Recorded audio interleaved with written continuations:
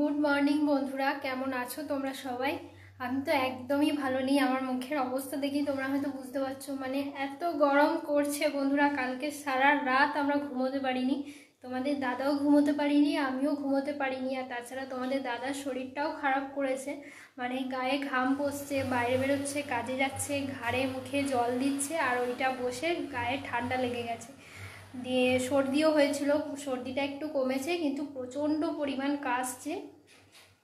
তো যাই হোক, ঠান্ডা লেগেছে আর তার উপরে প্রচুর গরম, মানে ঘুমোতে পারছে না, এতটাই কষ্ট কালকে আমরা সারাটা রাত পেয়েছি।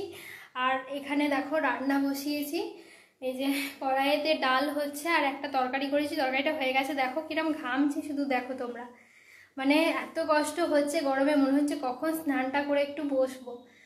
তো মানে পারছি না, কষ্ট হচ্ছে এত। আর তার উপর দুপুরবেলা আবার খেতেও পাচ্ছি না। কালকে মা একটু তোমাদের বললাম আগের দিন ভিডিওতে, মা আমাদের চিকেন পাঠিয়েছিল।